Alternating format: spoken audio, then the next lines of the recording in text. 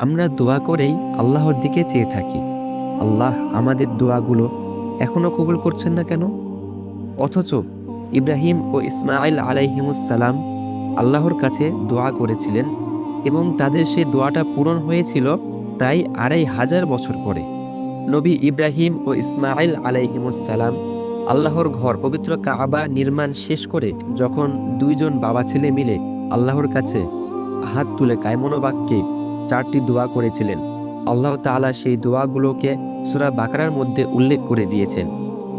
এই ৪টি দোয়ার শেষ যে দোয়াটি ইব্রাহিম আলাইহিসসালাম করেছিলেন, হে আমাদের রব, আমার বংশধরদের মধ্য থেকে তাদের কাছে একজন রাসূল প্রেরণ করুন, যিনি আপনার আয়াতসমূহ তিলাওয়াত করবেন, আপনার কিতাব ও হিকমা শিক্ষা দিবেন এবং তাদেরকে পরিশুদ্ধ করবেন।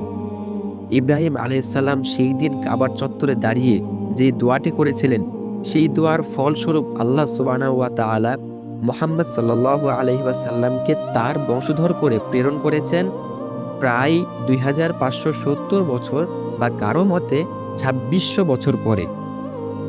আল্লাহ সুবহানাহু ওয়া তাআলা অবশ্যই আমাদের সঠিক চাওয়াগুলো শোনেন এবং কবুলও করেন, কিন্তু ফলাফল তিনি তখনই দেন যখন তা আমাদের জন্য দরকার। এমনকি কখনো যা চাই তা না দিয়ে বরং আমাদের জন্য সেটার বিকল্প যেটাই ভালো সেটা তিনি দেন। তিনিই ভালো জানেন কোনটা আমাদের জন্য উত্তম।